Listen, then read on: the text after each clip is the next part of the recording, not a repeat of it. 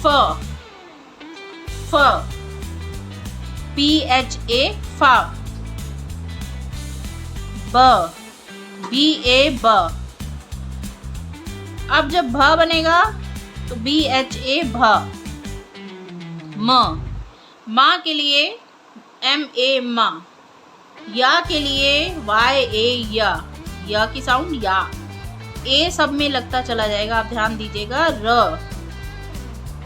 RA रा, ल, LA ला, RA रा, LA ला। व लिखना है तो VA वा। श लिखना है SHA श, श। शशा SSA ससा, SSA। उसके बाद स है, उसमें SA स। हा है HA हा, ये ह नहीं होता, हा होता है, HA हा।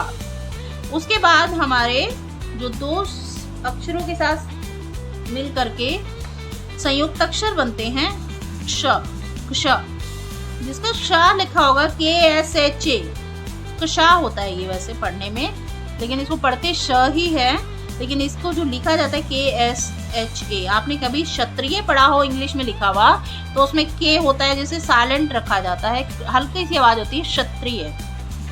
त्र, TRA त्र, क्योंकि इसमें टी और आ रा मिले हुए होते हैं। या, GRA ग्रा, या, या।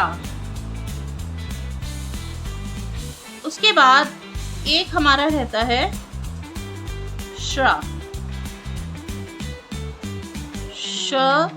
शा लिखा, र अ, श्रा, श्रा, क्योंकि इसमें श की हल्की सी साउंड है, रा लंबा है, इसलिए SHA नहीं होगा, SHRA होगा। इनको बार बार आप अगर ध्यान से पढ़ेंगे, इनके एक स्क्रीनशॉट भी ले लीजिए और इस वीडियो को 2-3 बार देखने की कोशिश कीजिएगा, ताकि आप शब्दों को अच्छे से समझ पाएं कि किस तरह से हम जो शब्द लिखते हैं, चाहे इंग्लिश के भी वर्ड्स होते हैं, वो इसी तरह से बनते हैं। जैसे कविता लिखना हो तो KA से शुरू होता है, वो कभी भी वो कब हो जाता है, कब हो जाता है। जब कविता का पूरी साउंड आ रही है तो हमें KA लिखना होगा, KAVIV।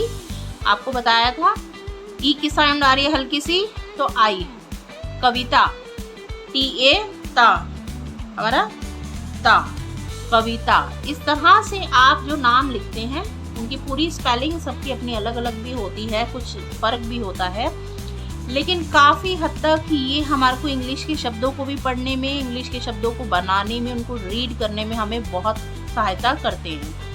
इस वीडियो की बहुत अच्छे से इसको देखिएगा, सुनिएगा और इसकी स्क्रीनशॉट लेके रखिएगा, और बार बार प्रैक्टिस करने से आपके लिए बहुत आसान होने वाली है रीडिंग। इसी के साथ अगर आपको वीडियो अच्छी लगी हो, लाइक शेयर सब्सक्राइब ज़रूर करें, बेल आइकन ज़रूर दबाएं, ताकि आपकी कोई भी वीडियो, कोई भी टॉपिक मिस ना हो, आप कुछ भी सीखने से छूट ना जाएं, पीछे ना रह जाएं।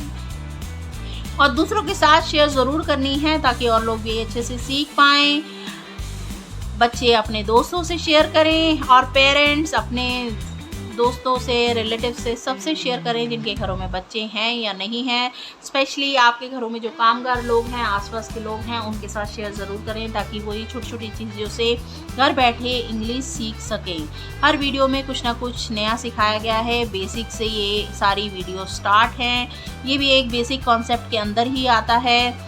इसी के साथ मैं विदा लेती हूँ। आपका दिन शुभ हो। Have a nice day. Thank you. धन्यवाद।